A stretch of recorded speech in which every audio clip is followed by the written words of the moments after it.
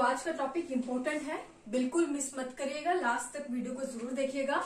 आज हम एनवायरनमेंट के कुछ ऐसे टॉपिक्स को डिस्कस करेंगे आज से, जो कि आपके एग्जाम के लिए बहुत इंपॉर्टेंट है। चाहे आप आईएएस का एग्जाम दे रहे हैं, पीसीएस का, बैंकिंग का, या फिर जो आपके और अन्य एग्जाम्स है, गवर्नमेंट एग्जाम्स, उन सभी में कोई ना क्वेश्चन आपके कोई ना कोई क्वेश्चन इस सब्जेक्ट से जरूर पूछा जाता है। एनवायरनमेंट एक आपका ऐसा सब्जेक्ट है जिसका कुछ पोर्शन आपके ज्योग्राफी में काउंट हो जाता है, तो कुछ पोर्शन आपके बायो साइंस में, और इसी के साथ डेली टू डेली जो हम करंट अफेयर्स कवर करते हैं, तो करंट अफेयर्स में भी कुछ चीजें एनवायरनमेंट से रिलेटेड आती रहती है।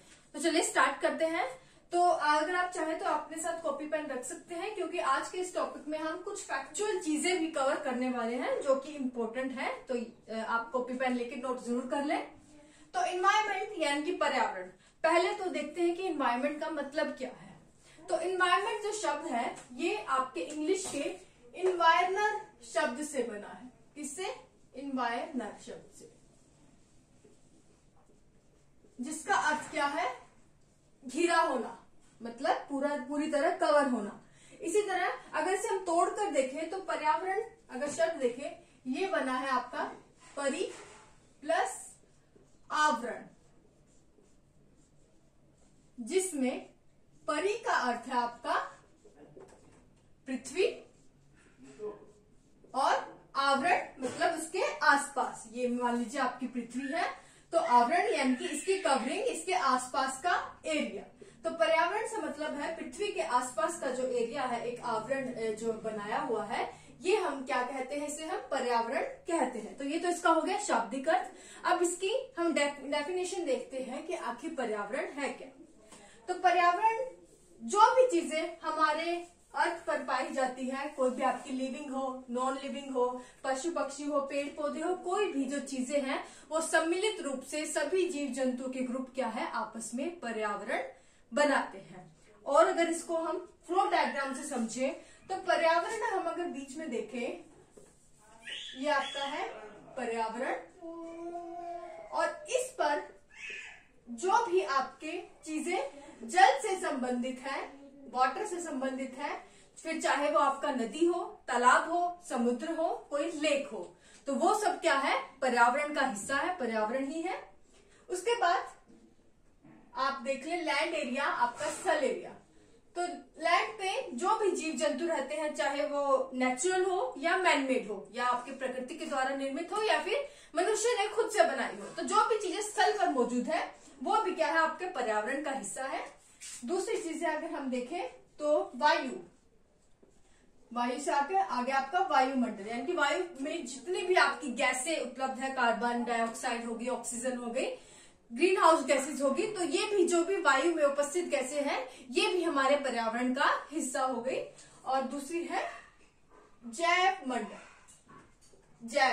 मंडल, यानी कि जो भी लिविंग बींग्स हैं, पशु पक्षी हैं, हम हैं, तो ये सभी हम चार चीजें देखें तो ये क्या है? पर्यावरण का हिस्सा है। तो पर्यावरण क्या है? पर्यावरण सभी जीव जंतु, पेड़ पौधे, जो भी पर्यावरण पर, जो भी हमारे पृथ्वी पर मौजूद है, जिसने हमारी पृथ्वी को घेरा हुआ है, वे सभी जो सम्मिलित रूप से क्या कहलाता है? पर्यावरण। अब जैव मंडल को अगर आप समझना हो कि जैव मंडल क्या है, वैसे मैंने आपको बताते हैं जो भी जीवित चीजें हैं, मनुष्य है, पशु पक्षी है, आपके पेड़ पौधे हैं, वो सब आपके जैव मंडल में आते हैं। इसी तरह अगर डायग्राम से देखें तो अगर ये आपका हो गया जल, जहां पर आपका वाटर है, ये आपका हो गया वायु जहां आपकी एयर प्रेजेंट है, और ये हो गया आपका स्थल जहां आपका रहने लायक जो है एरिया है, लैंड है। जहां ये तीनों चीज पाई जाएगी, यानी कि वाटर भी होगा, आपकी एयर भी होगी, वायु भी होगी, और लैंड भी होगा, वहां पर कौन पाए जाते हैं? वहां पर जो है एक लाइफ जो है आपकी मौजूद होगी, वहां पर लिविंग बींग्स रहते हैं। तो क्योंकि हम लिविंग बींग्स को वाटर भी चाहिए, एयर भी चाहिए, और रहने लायक जो है एक लैंड भी चाहिए, तो ये आपका हो गया जैव मंडल, जहां इन तीनों चीजों की प्रेजेंस होती है। तो ये हो गया आपका कि जैव मंडल क्या है। और इसी के साथ हमने समझ लिया कि पर्यावरण की जो मेन चार चीजें अगर आपको 4 पॉइंट्स में अगर आपको किसी को समझाना हो कि पर्यावरण क्या है, तो इन 4 चीजों से आप समझा सकते हैं कि पर्यावरण क्या है। पर्यावरण क्या है आपका जलमंडल, जितनी भी आपकी वाटर बॉडीज है वो सब पर्यावरण है। स्थलमंडल, जो भी आपका लैंड एरिया है वो आपका पर्यावरण है। वायुमंडल, जितनी भी गैसें हैं, और जैवमंडल यानी कि सभी जीव जंतु जो है वो पर्यावरण है। तो ये हमने एक ब्रीफ डिस्कशन की सिर्फ कि इन्वायरमेंट क्या है, हमारे एक समझ बिठाने के लिए। अब हम देखते हैं कि पर्यावरण जो आपका इन्वायरमेंट है इसकी क्या कंपोजिशन है, इसके क्या घटक है। तो ये बता रही हूं। तो पहले हम देखते हैं इसकी जैविक और अजैविक यानी कि लिविंग और नॉन लिविंग, यानी कि हिंदी में अगर हम कहें तो जैविक और अजैविक, इसके जो है पर्यावरण के आपके 2 घटक है, 2 कंपोजिशन है। अब जैविक में वो सभी आ जाएंगे जिसमें जो है आपकी लाइफ है, पेड़ पौधे हो गए, आपके पशु पक्षी हो गए, हम हो गए, मनुष्य हो गए, तो ये सब इसमें आ जाएंगे। आपके फॉरेस्ट हो गए, एनिमल्स, बर्ड्स, तो ये सब आपके आ गए लिविंग बींग्स में। और नॉन लिविंग बींग्स में आगे आपके कौन आ गया, आपके स्टोन आ गए, पत्थर आ गए, ये बोर्ड आ गया, पेन आ गया, रोड आ गए, तो ये सब आपके हो गए नॉन लिविंग में। मतलब पर्यावरण में आपके लिविंग बींग्स भी आते हैं और नॉन लिविंग बींग्स भी, यानी कि इसके 2 जो है घटक है। अगर दूसरे व्यूज में देखें, इसी तरह अगर हम दूसरे पॉइंट ऑफ व्यू से देखें तो एक और तरीके से हम पर्यावरण के जो घटक है, कंपोजिशन है, उसे समझ सकते हैं। किस तरह से? नेचुरल थिंग्स और मैन मेड। नेचुरल यानी कि जो कि प्रकृति द्वारा निर्मित है, जैसे कि आपके पेड़ पौधे हैं, वाटर बॉडीज हैं, समुद्र है, नदियां हैं, तालाब है, जो कि जो आपकी प्रकृति द्वारा निर्मित है, मनुष्य है, जीव जंतु है, ये आपके इसी में आ गए। और मैन मेड में घर आ गया, मकान हो गया, कुर्सी हो गया, मेज हो गया, जो कि सड़क हो गई, ये ट्रैक्टर, कार, ये सब मैन मेड में आ गए। तो इस तरह अगर आपको 2 तरह से पूछा जाए कि आप किस तरह जो है पर्यावरण को एक 2 घटक 2 तरह से आप इसको समझा सकते हैं, तो इसको आप लिविंग और नॉन लिविंग में डिवाइड करके भी समझा सकते हैं कि जितनी भी लिविंग और नॉन लिविंग थिंग्स है सभी जो है आपस में क्या है, पर्यावरण का घटक बनाती है, पर्यावरण को ये सम्मिलित रूप से तैयार करती है। इसी तरह वे जो नेचुरल चीजें हैं, जो मैन मेड थिंग्स है, सभी चीजें ये भी पर्यावरण का भाग है। तो अभी तक हमने देखा, एक ब्रीफ डिस्कशन देखी, पहले तो कि इन्वायरमेंट है क्या, उसको किस तरह से हम 4 पॉइंट्स में डिवाइड करके समझा सकते हैं। अगर 4 पॉइंट्स में अगर आपको इन्वायरमेंट को समझाना है तो जलमंडल, वायुमंडल, स्थलमंडल और आपका जैवमंडल। उसके बाद इसके क्या क्या घटक है, क्या क्या कंपोजिशन है।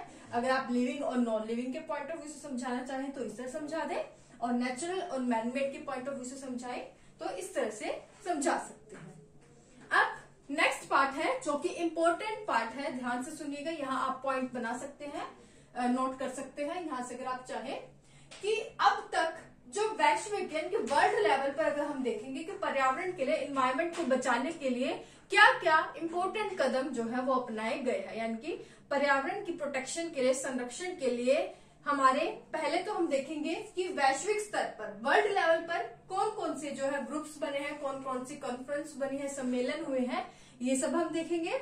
उसके बाद हम देखेंगे कि हमारे देश में, हमारे इंडिया में अब तक कौन कौन सी जो मेन चीजें हुई हैं वो देखेंगे। एक और चीज क्लियर कर दूं, यहाँ पर अभी तक जितने भी वैश्विक सम्मेलन हुए हैं या भारत में पर्यावरण से संबंधित सम्मेलन हुए हैं, सबको एकदम से याद करना, सभी चीजें हमारे लिए रिमाइंड करना, याद करना डिफिकल्ट है। तो इसलिए सिर्फ जो इम्पोर्टेंट चीजें हैं वो यहाँ पर मैंने नोट डाउन की है। तो ये चीजें तो आपको बिल्कुल याद करनी ही करनी है। इसके अलावा अगर और चीजें आप पढ़ना चाहें तो वो आपकी इच्छा है। तो वैश्विक स्तर पर सबसे पहले हम देखें स्टॉकहोम सम्मेलन। कौन सा सम्मेलन? सबसे पहले है स्टॉकहोम सम्मेलन। तो स्टॉकहोम सम्मेलन जो आपका सबसे पहले कहाँ हुआ आपका, एक तो याद रखिए कि आपका स्टॉकहोम जो है वो कहाँ है आपका, स्वीडन में। नोट कर ले कहाँ है आपका, स्वीडन में। और ये जो सम्मेलन है आपका हुआ 1972 में।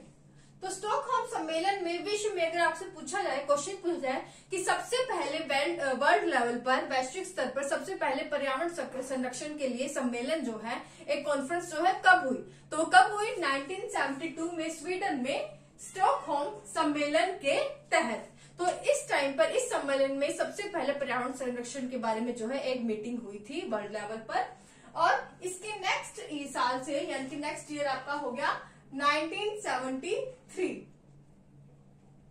तो 1973 से हर साल जो है स्टॉकहोम सम्मेलन से संबंधित जितने भी हमने पॉइंट्स बनाए थे कि हम मीटिंग वर्ल्ड लेवल पर हुई कि हम पर्यावरण से संबंधित जो भी इश्यूज या फिर जो मुद्दे यहाँ पर डिस्कस हुए, यहाँ पर डिस्कस हुआ कि हम हर साल जो है पर्यावरण से संबंधित एक मीटिंग करेंगे, जहां पर्यावरण को एनवायरमेंट प्रोटेक्शन के लिए जो है हम जो है कोई मीटिंग करेंगे, प्लान बनाएंगे ताकि पर्यावरण को साफ सुथरा रखा जा सके। तो इसके हर अगले साल से, यानी कि 1973 से हर साल से जो है पर्यावरण से संबंधित जो है वो मीटिंग करने के लिए प्लानिंग बनाई गई। और अगला साल यानी कि 1973 को जब स्टॉकहोम सम्मेलन का जो अगले साल मीटिंग हुई, वो डेट जो थी वो क्या थी? 5 जून 1973। तो ये जो डेट है आप मार्क कर ले, ये डेट मार्क कर ले, 5 जून, क्योंकि पहला जो हमारा एनवायरमेंट सम्मेलन था वो स्टॉकहोम सम्मेलन था और उसकी जो नेक्स्ट मीटिंग हुई अगले साल 5 जून 1973 को हुई थी।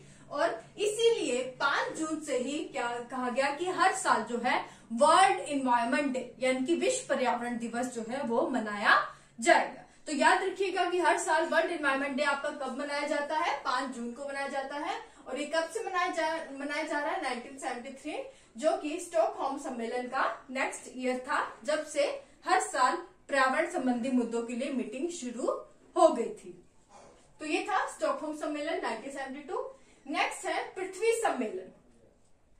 पृथ्वी सम्मेलन, और पृथ्वी सम्मेलन जो है स्टॉकहोम सम्मेलन के ठीक 20 साल बाद हुआ और इसकी डेट क्या थी आपके? 1992। ईयर याद रखिएगा 1992। 1972 के ठीक 20 साल बाद यानी कि 1992 में आपका पृथ्वी सम्मेलन होता है। और ये पृथ्वी सम्मेलन आपके कहाँ हुआ? ये आपके ब्राजील में हुआ, ब्राजील के रियो में हुआ। और इसलिए इस सम्मेलन को हम क्या कहते हैं? रियो सम्मेलन भी कहते हैं। क्या कहते हैं? रियो सम्मेलन भी कहते हैं। और इसे हम रियो +20 भी कहते हैं। रियो +20 क्यों कहते हैं? क्योंकि ये सम्मेलन स्टॉकहोम सम्मेलन के ठीक 20 साल बाद हुआ। और इस सम्मेलन की 2 इम्पोर्टेंट चीजें मैं यहाँ लिख रही हूँ। इस सम्मेलन में, पृथ्वी सम्मेलन में, जो पृथ्वी संबंधी, जो हमारे पर्यावरण संबंधित जो 2 चीजें नई उभर कर आई है, वो क्या आई है? UNFCCC, यानी कि United Nations framework convention for climate change. Note कर ले, ये UNFCCC किसके तहत बना है? आपका पृथ्वी सम्मेलन। तो पृथ्वी सम्मेलन जो कि 1992 में आया। तो पृथ्वी सम्मेलन 1992, इसके तहत आपके 2 ग्रुप जो है सामने आए। पहला है UNFCCC और दूसरा है COP, यानी कि कॉन्फ्रेंस ऑफ पार्टीज। तो याद कर ले दोनों, UNFCCC यानी कि United Nations framework convention for climate change, और सेकंड है COP यानी कि कॉन्फ्रेंस ऑफ पार्टीज। तो ये 2 जो ग्रुप है आपके, ये जो टर्म्स है पृथ्वी सम्मेलन से निकल कर आई। और इसके तहत कहा गया कि पृथ्वी को बचाने के लिए, हमारे एनवायरमेंट को क्लीन करने के लिए हमें जो है हर साल जो है एक मीटिंग करनी होगी अपने जो है। और इसके तहत कॉन्फ्रेंस ऑफ पार्टीज एक बहुत बड़ी चीज आई, बहुत अच्छी चीज निकल कर आई। कॉन्फ्रेंस ऑफ पार्टीज की एक चीज आप याद रखिएगा, इसमें आप कि अभी करंट का टॉपिक भी है कॉन्फ्रेंस ऑफ पार्टीज, जो आपका COP। अभी अगर आप प्रेजेंट में पूछा जाए कि कौन सा इसका सम्मेलन अभी हाल फिलहाल में होगा, तो इसका 26 सम्मेलन 2021 में हो रहा है। 26 COP 26, और COP 26 आपका कहाँ हो रहा है? ये आपका हो रहा है यूनाइटेड किंगडम में। यूनाइटेड किंगडम में कहाँ? ग्लासगो में। कहाँ हो रहा है? ग्लासगो में। ये याद रखें। तो यूनाइटेड किंगडम में ग्लासगो में आपका कॉन्फ्रेंस ऑफ पार्टीज का 26वां सम्मेलन जो है वो आपका हो रहा है। और इसकी आपको एक चीज याद रखें कि ये जो है 2021 से भी हो रहा है, और अभी यानी कि 31 अक्टूबर से, यानी कि आज जो आपकी डेट है अभी से, ये आपका COP26 शुरू हुआ है 31 अक्टूबर से नवंबर 12 तक। तो ये बहुत अच्छा आपका करंट का टॉपिक यहाँ से बन सकता है कि COP26 कब हो रहा है, 31 अक्टूबर से 12 नवंबर 2021 तक, और कहाँ हो रहा है आपका यूनाइटेड किंगडम ग्लासगो में। ग्लासगो जो आपकी यूनाइटेड किंगडम है वहां पर COP जो है हो रहा है, कॉन्फ्रेंस ऑफ पार्टी 26। तो ये दोनों चीजें निकल के आई आपकी पृथ्वी सम्मेलन से। अगर आप चाहें तो COP क्या है, इसके कई सम्मेलन क्या हुए, क्या क्या इसके मेन पॉइंट्स हैं, इसे हम अलग से एक वीडियो के माध्यम से देख सकते हैं। यहाँ पर हमारा जो मेन मुद्दे से हम भटक न जाए, यहाँ पर मेन चीजें हमें यही देखनी है कि अभी तक वर्ल्ड लेवल पर कौन कौन सी मीटिंग हुई है, पहले हम वो चीजें डिस्कस यहाँ पर कर रहे हैं। तो पृथ्वी सम्मेलन 1992 में जो हुआ उससे यहाँ पर हमारे सामने 2 पॉइंट निकल कर आए हैं। और 1992 में हुआ, 20 साल बाद हुआ स्टॉकहोम सम्मेलन से, इसलिए इस सम्मेलन को Rio+20 कहते हैं। और ये कहाँ हुआ आपका, ब्राजील के रियो में हुआ। नेक्स्ट है मॉन्ट्रियल समझौता। तो मॉन्ट्रियल समझौता जो कि आपका कब हुआ, 1987 में। मॉन्ट्रियल समझौते में मेन चीज निकल कर आई कि जो अंटार्कटिका के ऊपर जो आपकी ओजोन लेयर थी उसमें जो है साइंटिस्ट के द्वारा एक छेद देखा गया, और उस छेद को देखते हुए जो वर्ल्ड लेवल पर एक मीटिंग हुई जिसे कहा गया मॉन्ट्रियल समझौता, जिसमें डिस्कशन हुआ कि हम जो है अपनी जो ओजोन लेयर जो हमारा डिस्ट्रॉय हो रही है, ओजोन का क्षरण हो रहा है, उसको हम कैसे बचाएं। तो इसके लिए जो मेन गैसेस जो जिम्मेदार थी यानी कि CFC क्लोरोफ्लोरोकार्बन जो गैस थी उसके रोकथाम पर जो है आपका मेन जोर दिया गया, और कहा गया कि ओजोन की जो लेयर है उसे बचाया जाए, ओजोन लेयर का प्रोटेक्शन किया जाए। तो ये जो मुद्दा था मॉन्ट्रियल समझौता का मेन मुद्दा था। Next Kyoto protocol. Kyoto protocol 1997, और इस क्योटो प्रोटोकॉल का मेन इस जो मीटिंग का मेन क्या मुद्दा था इस समझौते का, इस सम्मेलन का, क्योटो प्रोटोकॉल का। तो यहाँ याद रखें कि वर्ल्ड लेवल पर सबसे पहले कार्बन डाइऑक्साइड यानी कि जो आपके कार्बन एमिशन को कम करने के लिए जो सबसे पहले मीटिंग हुई वर्ल्ड लेवल पर, तो वो कौन सा था, क्योटो प्रोटोकॉल, जो कि 1997 में हुई। इसमें जो आपकी कार्बन मोनोऑक्साइड गैसेस है, कार्बन डाइऑक्साइड गैसेस है, इनके एमिशन को कम करने से संबंधित जो है आपके डिस्कशन की गई। और साथ ही याद रखिए कि कार्बन क्रेडिट और कार्बन ट्रेडिंग जैसी जो नई टर्म्स थी वो भी इसी प्रोटोकॉल से निकलकर सामने आई। तो ये था आपका क्योटो प्रोटोकॉल जो कि 1997 में हुआ। अब हाल फिलहाल में अगर देखें तो ये है आपका पेरिस सम्मेलन। तो पेरिस सम्मेलन कब हुआ, ये हुआ आपके 2015 में। पेरिस सम्मेलन 2015 में, इसमें कहा गया, इसमें क्या बातें हुई, तो इसमें वर्ल्ड लेवल पर जो है, क्योंकि हमारा जो इन्वायरमेंट है काफी प्रदूषित हो चुका है, काफी जो है वर्ल्ड लेवल पर हमारा जो इन्वायरमेंट है काफी पॉल्यूटेड हो चुका है, तो सभी देशों ने आपस में एक मीटिंग बुलाई जिसे कहा गया पेरिस सम्मेलन। और इसमें मेन चीजें ये डिस्कस की गई कि जो हमारा प्री इंडस्ट्रियल जो आपका इन्वायरमेंट था, आपका प्री औद्योगिक जो आपका क्षेत्र था, जो आपका उस टाइम आपका इन्वायरमेंट था इंडस्ट्रियल एरिया के दौरान, तो प्री इंडस्ट्रियल इन्वायरमेंट से पहले का जो इन्वायरमेंट था उस इन्वायरमेंट के कंपैरिजन जो हमारा अभी का पर्यावरण है, अभी के इन्वायरमेंट को क्या है, उस पहले के इन्वायरमेंट से हम क्या करेंगे, 2% जो है पोल्यूशन जो है वो कम करेंगे। तो 2% पोल्यूशन जो है हमें प्री इंडस्ट्रियल एरिया का जो आपका इन्वायरमेंट था उस इन्वायरमेंट के कंपैरिजन जो उस टाइम पोल्यूशन था प्री इंडस्ट्रियल पीरियड से पहले, तो उस पोल्यूशन से भी 2% नीचे हमें अपने जो इन्वायरमेंट पोल्यूशन का लेवल जो है वो करना है। तो ये था पेरिस सम्मेलन का मेन मुद्दा। और याद रखिएगा करंट का टॉपिक अभी तो नहीं है लेकिन पूछा जा सकता है कि किस मेन देश ने पेरिस सम्मेलन से जो अपना नाता तोड़ लिया। तो किस मेन देश ने तोड़ लिया है? यूएस ने। तो डोनाल्ड ट्रंप ने 2016 में पेरिस सम्मेलन से जो है आपका कह दिया था कि क्योंकि ये जो पेरिस सम्मेलन है यूनाइटेड नेशन यानी कि यूनाइटेड स्टेट ऑफ अमेरिका के हित में नहीं है, तो हम अपना जो नाम है पेरिस सम्मेलन से वापस लेते हैं। तो अब इस सम्मेलन का हिस्सा यूएस नहीं है। काफी घिच पिच हो गया, लेकिन याद रखिएगा, मैं मिटा देती हूँ थोड़ा सा। अब आगे है ये वर्ल्ड लेवल पर जो मीटिंग्स हुई है एनवायरमेंट से रिलेटेड वो थी। अब हम देखते हैं कि इंडिया के लेवल पर अभी तक कौन कौन सी जो चीजें हैं एनवायरमेंट से संबंधित हो चुकी है, कौन कौन सी मीटिंग जो है वो हो चुकी है।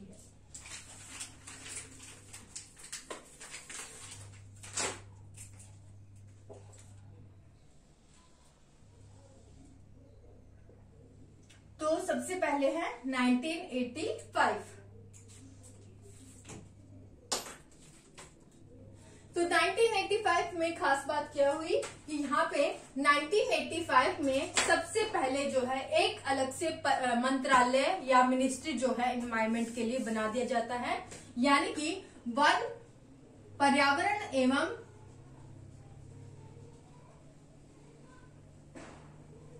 वन मंत्रालय।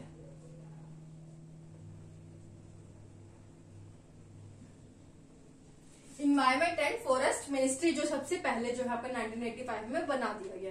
तो 1985 में एक अलग से आपकी जैसे कि होम मिनिस्ट्री है, आपकी अलग डिफेंस मिनिस्ट्री है, इसी तरह इन्वायरमेंट के लिए भी एक अलग से मिनिस्ट्री बना दी गई 1985 में। नेक्स्ट है 1986। 1986 में आपका इन्वायरमेंट प्रोटेक्शन जो है एक्ट बन गया। पर्यावरण संरक्षण अधिनियम जो है 1986 में आया, बहुत इंपॉर्टेंट है, टिक कर ले। 1986 में पर्यावरण संरक्षण अधिनियम में आ गया, यानी कि इन्वायरमेंट को प्रोटेक्ट करने के लिए एक एक्ट बना दिया गया। एक्ट बनाने का मतलब क्या है कि अब आप पर्यावरण से संबंधित कोई भी कानून जो है बना सकते हैं। तो कई बार पूछा जा चुका है कि पर्यावरण संरक्षण जो अधिनियम है वो आपका कब आया, तो वो आपका आया 1986 में। उसके बाद 1988 में राष्ट्रीय वन नीति है। 1988 में राष्ट्रीय वन नीति से मतलब क्या है? राष्ट्रीय वन नीति कि इसमें कहा गया कि जहां किसी भी देश में अगर एक आप चाहते हैं कि हमारे देश में एक अच्छा माहौल हो, अच्छा एनवायरनमेंट हो, जो है हमारी एयर जो है क्लीन हो, इसके लिए जरूरी है कि किसी भी देश के लैंड एरिया में कम से कम 33% जो एरिया है वो आपके फॉरेस्ट द्वारा कवर किया जाना चाहिए। तो 1988 में जो राष्ट्रीय वन नीति आई, इसमें कहा गया कि भारत में जो आपका लैंड एरिया है इसमें एटलीस्ट 33% जो एरिया है वो फॉरेस्ट द्वारा कवर किया जाएगा। हालांकि ये अभी तक जो है हमारा टारगेट कंप्लीट नहीं किया गया है।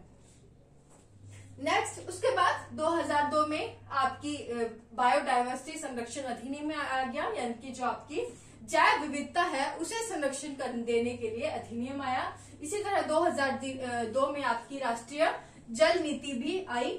उसके बाद इम्पोर्टेंट हम देखें तो 2010 में आपका एनजीटी यानी कि नेशनल ग्रीन ट्रिब्यूनल, तो नेशनल ग्रीन ट्रिब्यूनल एनजीटी, इसका निर्माण कब हुआ? आपका 2010 में। काफी इम्पोर्टेंट है, ये काफी सफल भी हुआ है कि एनवायरमेंट को जो आपका पोल्यूटेड हो चुका है उसे क्लीन करने के लिए। और सबसे बड़ा जो एनजीटी का हाथ देखा गया है वो आपका नमामि गंगे प्रोग्राम के तहत देखा गया है, जहां आपका जो गंगा नदी है उसको साफ करने में जो मेन अभियान चलाया हुआ है वो एनजीटी ने चलाया हुआ है।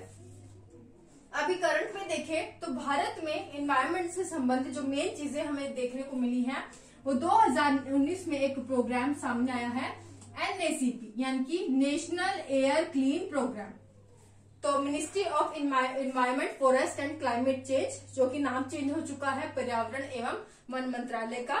तो याद रखिएगा 1985 में पर्यावरण एवं वन मंत्रालय आया, जिसका अब नाम चेंज कर चुके हैं, जिसका अभी नाम क्या है? Ministry of environment forest and climate change. तो इस मिनिस्ट्री ने कहा कि हम 2019 में हम एक प्रोग्राम लेकर आए हैं, NAACP national air clean programme.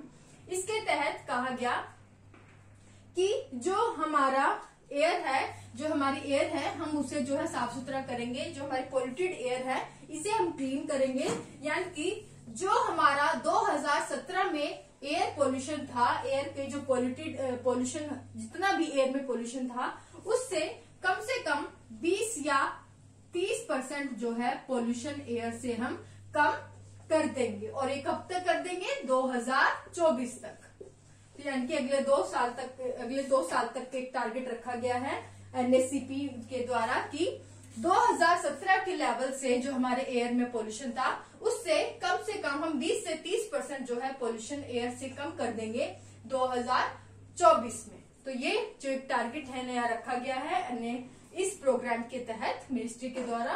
तो ये आपका करंट का टॉपिक एक बन सकता है, NACP national air clean programme. तो ये था आज का हमारा मेन टॉपिक कि इन्वायरमेंट पर्यावरण क्या है, ये देखा उसके घटक क्या है, और पर्यावरण से संबंधित जो आपके वर्ल्ड लेवल पर और इंडिया के लेवल पर जो भी हमारे अभी तक मेन चीजें हुई वो भी हमने डिस्कस कर ली। वीडियो अगर अच्छी लगी तो प्लीज लाइक शेयर सब्सक्राइब जरूर कर ले, और अगर आप चाहे तो हमें टेलीग्राम ग्रुप पर इंस्टाग्राम पर फॉलो कर सकते हैं। नीचे उनका लिंक जो है डिस्क्रिप्शन में दे दिया गया है। इसकी पूरी की एक फोटो जो है मैं टेलीग्राम ग्रुप पर डाल दूंगी ताकि आपको आगे हेल्प कर सके। आप वहां से ये जो है कंटेंट डाउनलोड कर सकते हैं। आज के लिए बस इतना ही। Thank you so much.